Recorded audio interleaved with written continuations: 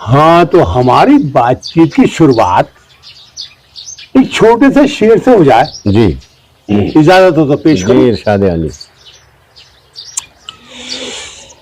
पहले कांधों पे लेकर चलता था, अब खुद कांधों पर चल रहा हूं। जी, भाई अफसोस की क्या बात है, घर ही तो बदल रहा हूं। बहुत बहुत अच्छे। हाँ, तो इसके बनिस्बत आप कुछ सुनाएं और कुछ समझाएं। मैं आज दुनिया के, देश के और इतिहास के एक औराक का फलसफा आज आपके बीच में रखने जा रहा हूँ। मेरे अजीज साथी, मेरे बचपन के दोस्त जनाब हनीफ कुरैशी साहब, जिनका मेरा बहुत पुराना साथ है, बचपन से मोहब्बत परवान चढ़ी और आज बुजुर्गी की दहलीज पे हम दोनों दोस्त आमने सामने हैं। जी, तो ये जो कस्बा है जिसमें आज हम बैठे हैं, ये किस लिए मशहूर है, किस लिए प्रसिद्ध है, किस लिए इसका नाम तारीखों में आता है। सीस अस्सलातु अस्सलाम की हाज़िरी इस्लामी मजहब की बुनियाद पर यहाँ से है।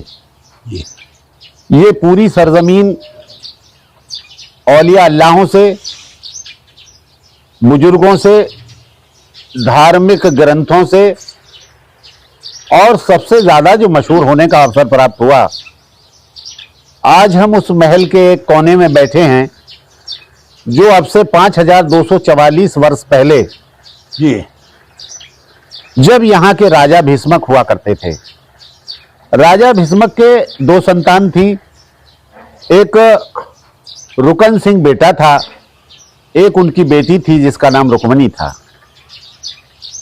अपनी मजहबी बुनियाद पर तपस्या का शौक बचपन से ही था और बेटे रुकन को युद्ध में बहुत ज्यादा रुचि थी। वक्त ऐसा आया कि बचपन उनकी जवानी में तब्दील हो गया, लेकिन उनकी जो आस्था थी वो हमारे इस क्षेत्र में, जो आज बल्लम धाम मां अमिंतिका देवी मंदिर के नाम से जाना और माना जाता है, उनसे उनका यकीन जुड़ गया, विश्वास जुड़ गया। उनका शेड्यूल था कि पहले रुक्मणी बादशाह का जो स्नान करने का एक तालाब था, जो रुक्मणी तालाब के ही नाम से आज जाना जाता है, उसमें उनका रोज का नहाना और फिर उस जल को लेकर मां अमिंतिका देवी के मंदिर में प्रार्थना करना, ये उनका शेड्यूल था। उनका जो भाई था रुकन सिंह, वो अपने पिता की जिंदगी से ही वो यानी एक लड़ाकू, एक बहादुर और एक बहुत ही कर्मठ जी, भाई था। वो कहानी जवानी तक पहुंचने के बाद इस दुनिया में एक पॉल्यूशन हुआ जैसे आज है, पर्यावरण दूषित हुआ, तो संतों ने, ऋषियों ने, महापुरुषों ने यहां एक महायज्ञ का आयोजन किया, जो माता श्री रुक्मणी जी के आंगन में हुआ, जो स्थली आज भी महायज्ञ के नाम से जानी और पहचानी जाती है। जी, इस पूरे वाकयात में जब तमाम दुनिया के महान योद्धा, महान ऋषि मुनि, प्रसिद्ध धर्म गुरु बुलाए गए, तो उसमें निमंत्रण उसी वृंदावन के वासी, उन्हीं ब्रज की गलियों के पले हुए बड़े भगवान श्री कृष्ण पर भी निमंत्रण पहुंचा और उस महायज्ञ के मुख्य अतिथि वो बनाए गए। तो उस महायज्ञ में भगवान श्री कृष्ण जी बहैसियत मुख्य अतिथि के आए। उसमें तमाम ऋषि मुनि, धर्म गुरु और पूजनीय, प्रशंसनीय, आदरणीय सभी धर्म गुरु मौजूद थे। तो मेहजबानी का जो जिम्मा था वो माता श्री रुक्मणी पे था और राजा भीष्मक की उस बेटी इकलौती पे था। जी उस वक्त में भगवान श्री कृष्ण ने अपनी मौजूदगी में इस दुनिया के पॉल्यूशन को उस यज्ञ द्वारा साफ करने का काम किया। आज भी मेरे देश में भारतीय संस्कृति के अनुसार जब जब जिन घरों में, जिन हवेलियों में, जिन गांवों में बहुत सारी बीमारियों का प्रवेश होता है या बहुत सारी पॉल्यूशन, प्रदूषण व्याप्त हो जाता है इन हवाओं में, तो आज भी यज्ञ द्वारा उस वायुमंडल को स्वच्छ किया जाता है। इसलिए ये पूरा महायज्ञ सरजमीन हिंदुस्तान के इस आहार कस्बे में मां रुक्मणी के आंगन में जी इसका समापन हुआ। पश्चात इसके कि दोनों युवा अवस्था में थे। भगवान श्री कृष्ण की भी आयु युवा थी और माता श्री रुक्मणी जी की भी युवा अवस्था थी। भारतीय संस्कृति में आज भी शोक के अनुसार शादियों का रचना परंपरा है जी जी कि स्योग वर हो, स्वैग पत्नी हो। तो उस वक्त आज से 5244 वर्ष पहले माता श्री रुक्मणी जी को भगवान श्री कृष्ण जी ने अपनी अर्धनांगिनी के रूप में कबूल कर लिया। और पूरी दुनिया के सामने एक भगवान उस यज्ञ के बीच में पति पत्नी के रिश्ते में तब्दील हो गई। तो फिर भगवान कृष्ण का अगर हमने जिक्र किया, माता श्री रुक्मणी जी का जिक्र किया, तो फिर इस सरजमीने कस्बा आहार को, राजा रुक्मन सिंह की बसाई हुई इस बस्ती को,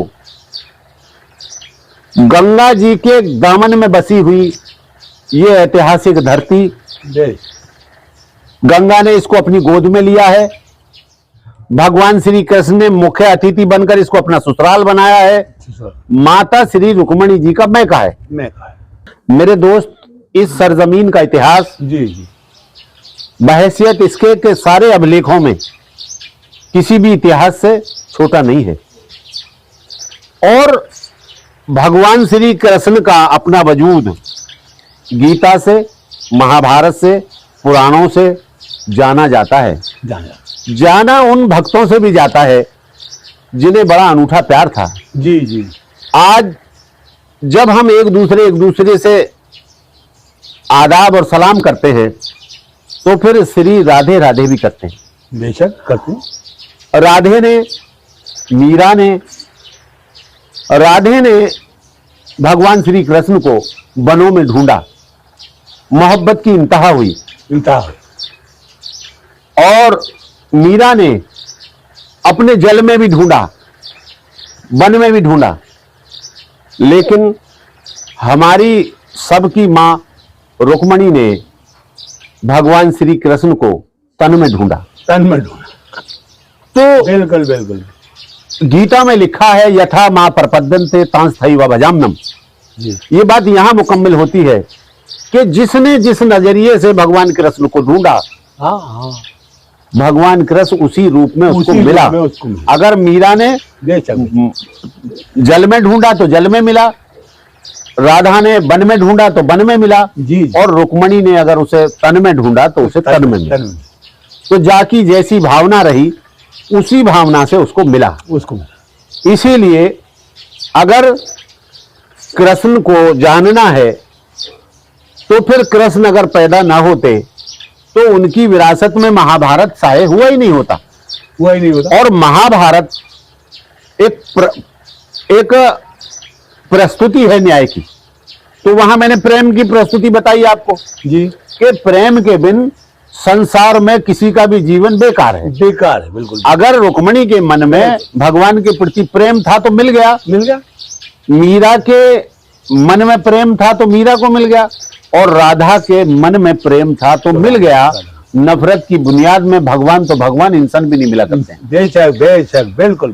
तो ये पूरे इतिहास इसलिए लिखे गए हैं कि भगवान कृष्ण की पूरी जीवन का सार है इनमें। ऐसे ही अगर हम रामायण पे जाते हैं, आज पूरे भारत में रामायण की दास्तान सभी जगह जारी है, क्योंकि नव दुर्गे का ये त्योहार है, रामनवमी का ये बल्कि अनूठा एक संगम है जिसमें प्रतिदिन रामचरितमानस का व्याख्यान होता है।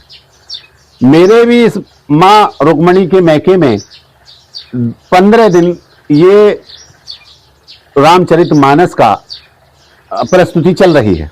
चलिए, पूरी परिस्थिति से ये पता लगता है कि अगर कोई प्रेम का भगवान हुआ तो कृष्ण हुआ, कृष्ण और न्याय का और मेरे साथियों संघर्ष का अगर कोई भगवान हुआ तो भगवान श्री राम हुआ।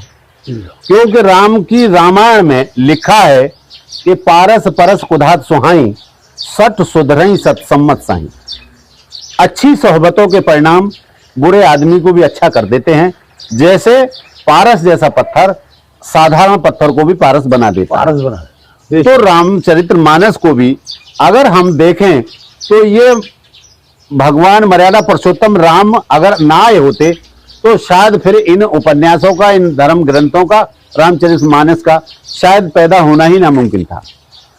ऐसे ही 1450 बरस पहले मोहम्मद साहब आए थे। वो प्रेम का भी संदेश लाए, न्याय का भी संदेश लाए, मोहब्बत का भी संदेश लाए, सबका मिला के मानवता का संदेश लाए।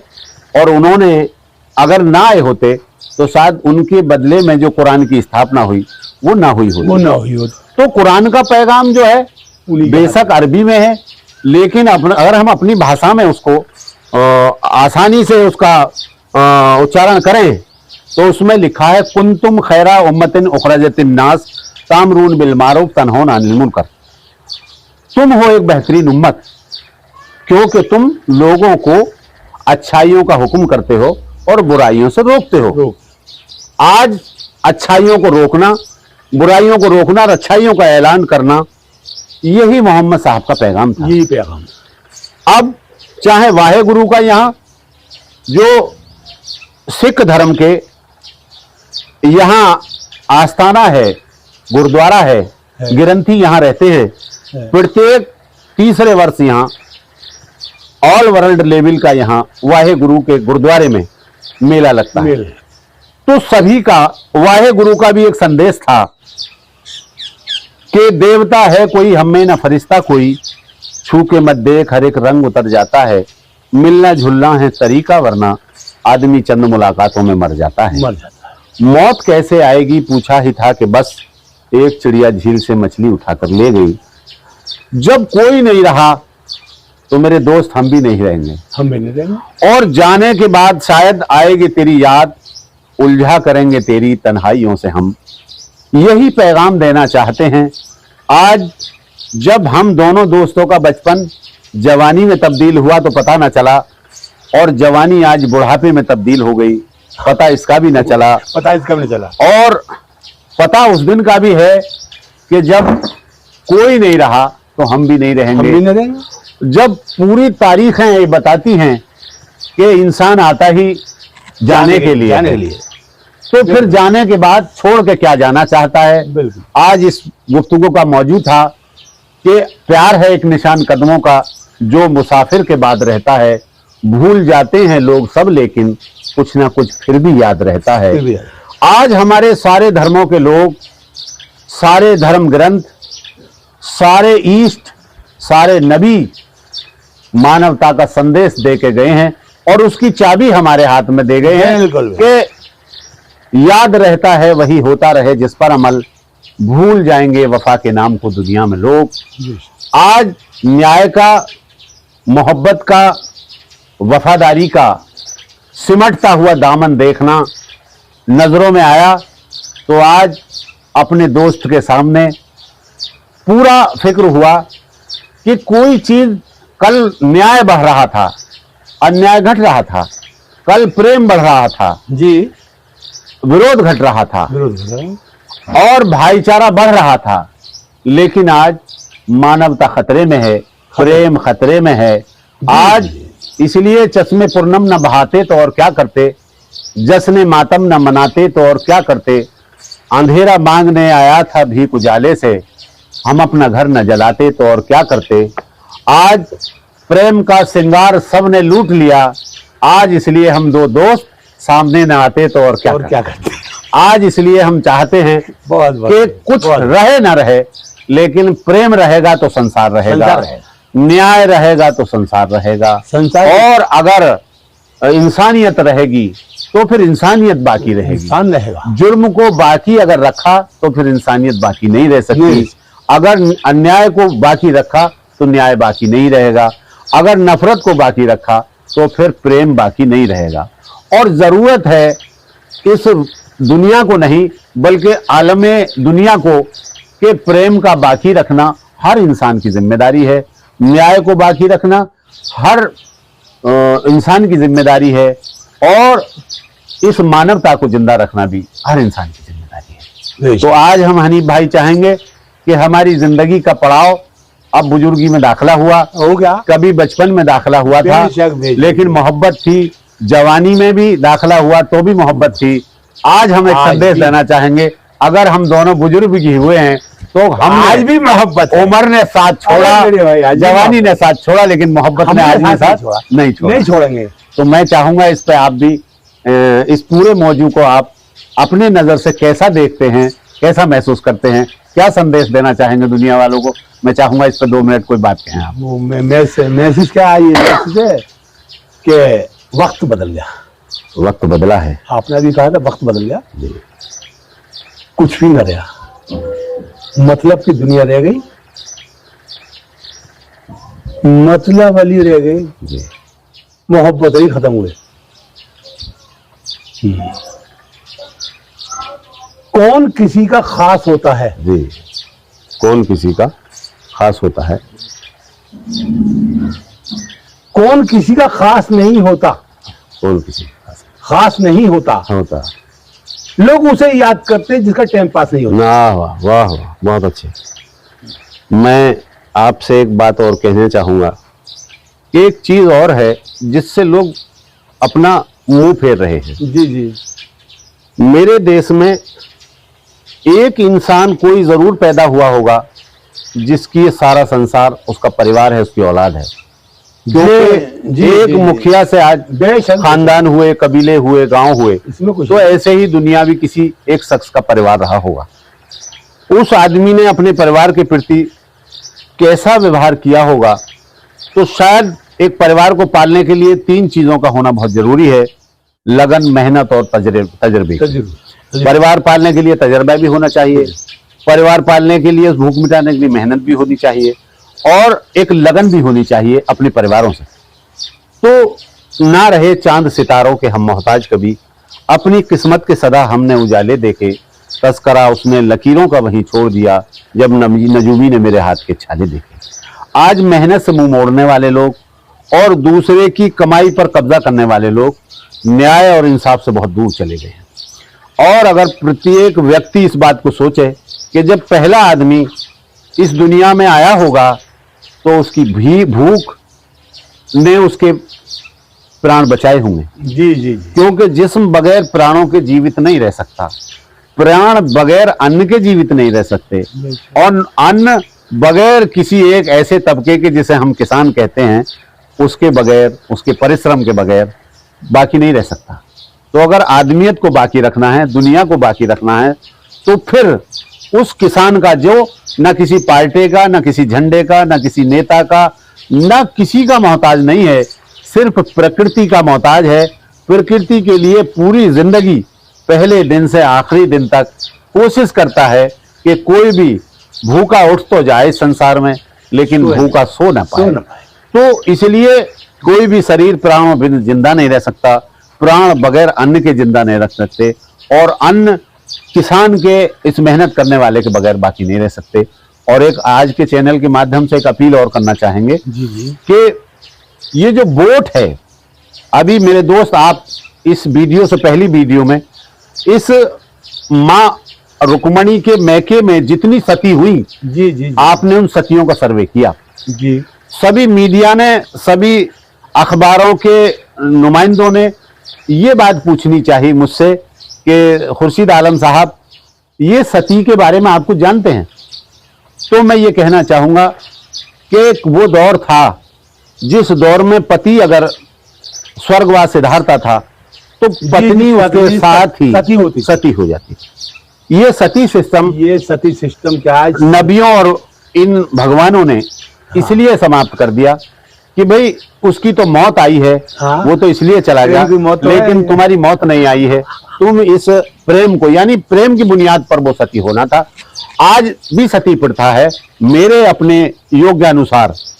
आज वोट उसकी जागीर है और वो इतनी स्नेहपूर्ण जागीर है कि जब आदमी मर जाता है तो वोट उसके साथ सती हो जाता है। तो कल पत्नी सती होती थी, हाँ। आज उसका वोट उसके साथ सती होता है, क्योंकि जब वो मरता है तो उसकी सांस छूटते ही वोट भी अपना दम तोड़ देता है। तो अगर आज भी ये प्रथा है मेरे देश में, लेकिन व्यवस्था और शकल दोनों चीज बदल गई हैं, लेकिन वोट आज भी अपने स्वामी के साथ सती होता है, ऐसा मेरा मानना है। तो हम हैं दाना, हमें नादान ना समझा जाए, हमको बर्बादी का सामान ना समझा जाए। हादसे जब भी हुए वो भी गए, हम भी गए, हादसे के माथे पे किसी मजहब का नाम ना लिखा जाए। सारे मजहब प्रशंसनीय है, आदरणीय है, सम्माननीय है, इज्जत योग हैं, लेकिन कोई मजहब नफरत की दावत नहीं देता।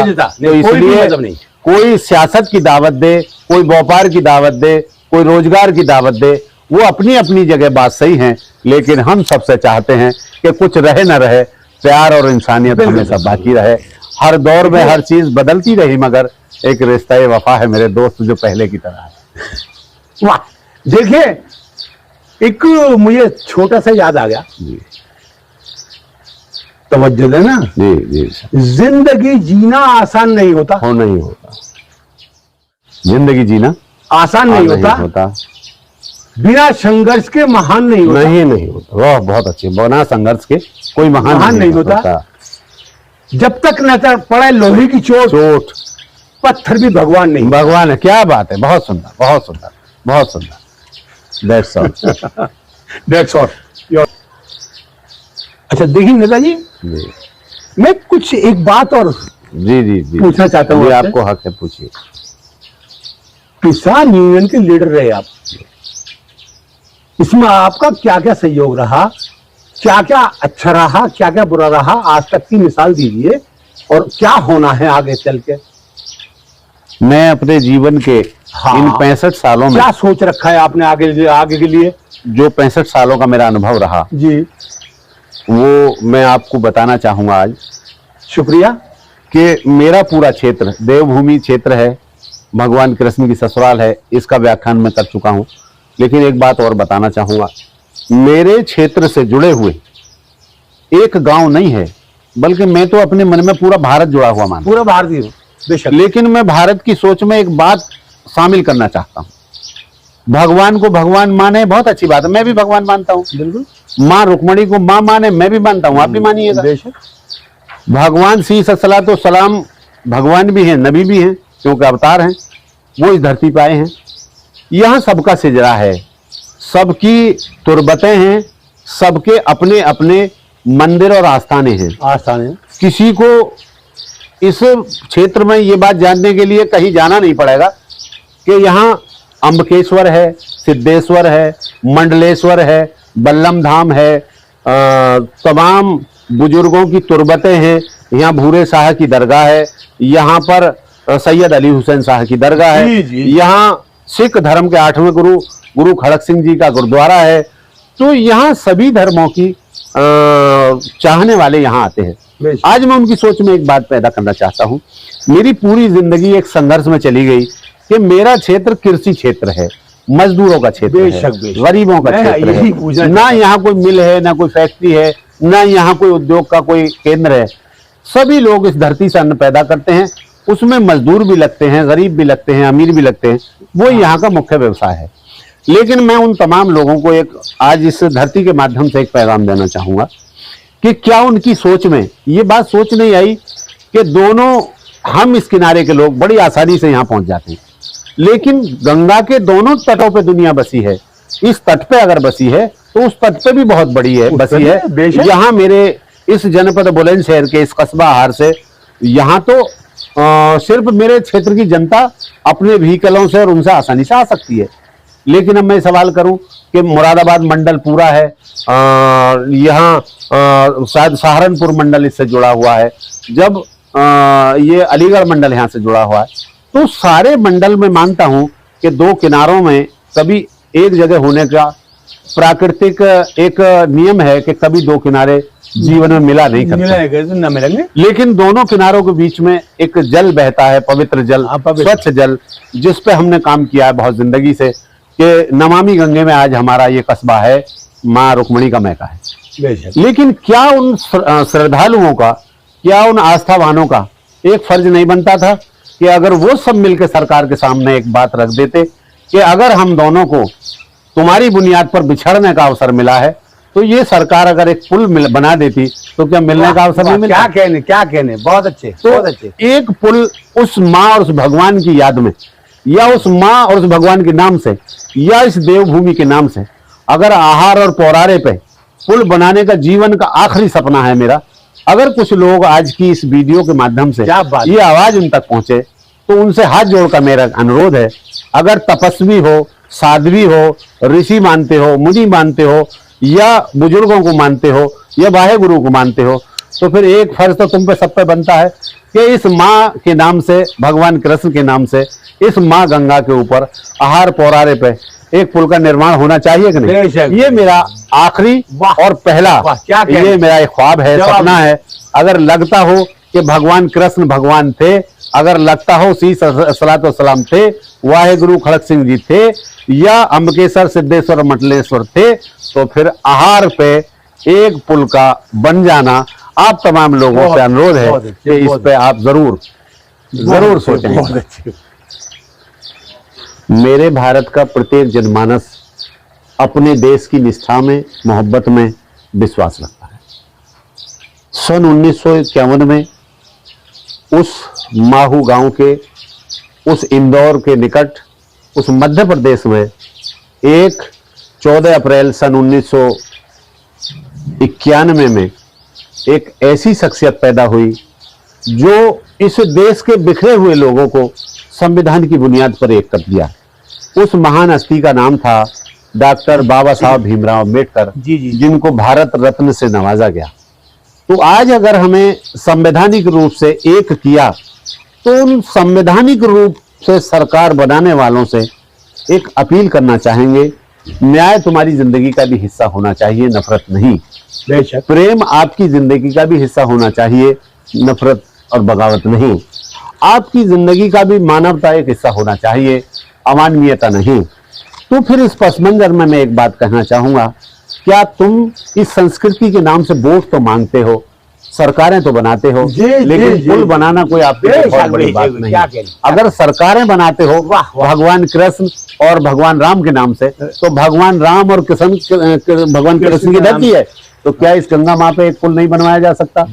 अगर मैं मानता हूं कि सियासत किस, तो मेरे देश के इस भारतीय संस्कृति के अध्याय में अगर भगवान कृष्ण सबके लिए इंपॉर्टेंट है, तो फिर उनकी ससुराल भी सबके लिए इंपॉर्टेंट है। बिल्कुल। और कोई भी पुरुष बगैर अर्धांगिनी के, यानी अपनी पत्नी के बगैर, वो भी संपूर्ण नहीं होता। इसलिए माँ रुक्मणी का मैका ये भी एक इम्पोर्टेंट है। और जो चीज इम्पोर्टेंट है, जिसके नाम पे आप सियासत कर रहे हो, तो क्या ये इम्पोर्टेंट नहीं है कि भारत की एक ऐसी अदबी, इल्मी, मशहूरी, मारूफी ये धरती जो 67 नंबर विधानसभा में आती है जी, हमारे राज्यपाल जी की अध्यक्षता में मेरे 67 नंबर विधानसभा के विधायक मान्य संजय शर्मा जी ने भी पिछला जो सत्र बुलाया गया विधानसभा का लखनऊ, उसमें ये बात रखी कि इस कस्बे के लिए, इस कस्बा क्षेत्र की जनता को जेवर हवाई अड्डे से भी सीधा मार्ग जोड़ दिया जाए। एक नेशनल हाईवे जो निकला, गंगा हाईवे, उससे भी इसको जोड़ दिया जाए। या फिर एक बात उन्होंने उठाई जो मेरे जिंदगी का पहला शुरू आंदोलन है, और शायद दम टूटा तो यह आंदोलन छूटेगा, कि इस नमामि गंगे गांव कस्बा हर में, इस गंगा की गोद में बसे हुए इस देवभूमि क्षेत्र में एक पुल ही तो मांगा था यहाँ की जनता ने, बस। इसके अलावा तो कुछ मांगा नहीं। बस बस 2024 फिर सरकार बनाने का एक अटखेलियां चल रही हैं। चल रही है बिल्कुल। तो पार्टी से हमें कोई किसी की से कुछ गिला नहीं, क्योंकि लोकतंत्र में झंडा डंडा पार्टी नेता यही एक संविधान में सत्ता जाने का एक रास्ता है। जी। हमें सबसे एक गुजारिश है कि सरकार बने, अच्छी सरकार बने और सरकार अच्छे मुद्दों पर काम करे, लेकिन जब जिक्र आए सियासत का तो फिर ये जिक्र भी जरूर आए कि भगवान जी के नाम से अगर आप अपने को पेश करते हो तो फिर भगवान की ससुराल में ये तो देखो कि एक बहुत पुरानी मांग है जो इस आहार कस्बे पे और पोरारे के बीच नमामि गंगे के नाम से एक पुल के निर्माण की बात आप अपनी मर्जी से तो पूरे देश में कहीं भी कुछ बना देते हैं, पार्लियामेंट बना देते हैं। एक बहुत बड़ा काम हमारी केंद्र सरकार ने किया, जो एक पार्लियामेंट नई बनाने का काम किया, क्योंकि वो पुरानी पार्लियामेंट। तो फिर जहां पार्लियामेंट बनने की बात थी तो बहुत अच्छी बात है, लेकिन जो दुनिया का बुलंद शहर को ही बुलंदियां क्यों मिली? क्योंकि बुलंदियों पे ठहरना कमाल होता नहीं, बुलंदियों पे पहुंचना कमाल होता नहीं, बुलंदियों पे ठहरना कमाल होता है। कमाल। या तो इसका नाम बुलंद होता ही नहीं, और बुलंद शहर में कोई कस्बा आहार अगर ऐसा है कि दुनिया में जब रुक्मिणी यहाँ पैदा हुई, भगवान कृष्ण जी उनसे भी आए गए, तो फिर यहाँ बहती हुई इस अविरल धारा पर आहार पौरारा के नाम सारे से धार्मिक एक ग्रंथ पुल होना आहार में चाहिए। है। आहार में तो एक पुल का निर्माण आहार में, एक पुल जरूर पौरारा और आहार के नाम जरूर से होना चाहिए। ये आज की गुफ्तगू थी, और मैं ये सियासत को एक शेर समर्पित कर रहा हूँ कि सियासत की सुनरबंदी से सच्चाई छुपाती है, जैसे सिसकियों के जख्म सहनाई छुपाती है। जो इसकी तह में जाता था वो वापस नहीं आता, नदी हर तैरने वाले से गहराई छुपाती है। रुक्मिणी चाहती थी और कुछ दिन माँ को खुश रखना, वो कपड़ों की मदद से अपनी लंबाई छुपाती है। बेटी हमेशा बेटी होती है। रुक्मिणी इस धरती की बेटी थी, कल भी बेटी थी, आज भी बेटी थे। कन्यादान कल भी मेरे भारत का एक उसूल था, आज भी एक उसूल है। अगर उसे इस धरती की बेटी मानते हो तो बेटी का आज पूरे ढेर उसमें मनुस्मृति में लिखा है, यत्र नारी अस्तु पूज्यन्ते रमन्ते तत्र देवता। तो अगर आप इस मनुस्मृति में महसूस करते हो कि जिस घर में बेटियों की इज्जत नहीं होती, पूजा नहीं होती, फिर वहां देवताओं का वास नहीं होता। और इस देवताओं का वास होता है, लेकिन बेटी के नाम से यहाँ एक पुल के निर्माण की एक बात ही तो है। बेटी के साथ प्रार्थना है हमारी। प्रार्थना। तो अगर रुक्मिणी को बेटी मानते हैं आप, तो उस बेटी का हक बनता है कि उस बेटी के नाम से यहाँ माँ गंगा पर पुल का निर्माण होना चाहिए। तो साथियों, मैंने कहा था गमों की धूप में भी मुस्कुरा के चलना पड़ता है। ये दुनिया है, यहाँ चेहरा सजा के चलना पड़ता है। किसी का कद मेरे कद से बहुत ऊंचा है सही, लेकिन चढ़ाई पर कमर सबको झुका के चलना पड़ता है। और ये सियासत साजिशों का एक ऐसा खेल है जिसमें कई चालों को खुद से भी छुपा के चलना पड़ता है। बेशक। आज की गुफ्तगू में मेरे दोस्त बचपन और बुढ़ापे का सफर तय हुआ, और बुजुर्गी अगर आज किसी बात के लिए आपके सामने आई है तो हमारा ना सही, लेकिन बुजुर्गों का तो कम से कम सम्मान हो जाए कि आज जो कुछ कहा है न दोस्तों के कर्म रहेंगे। जी जी जी। न दोस्तों के कर्म रहेंगे, न दुश्मनों के सितम रहेंगे। फना के नजदीक है ये दुनिया, न तुम रहोगे न हम रहेंगे। जी। अभी तुम्हारा है बोलवाला, अभी तो तुम पे सभी जान देंगे। मुसीबतों में पुकार लेना, तुम्हारे नजदीक हम रहेंगे। बहुत चलिए।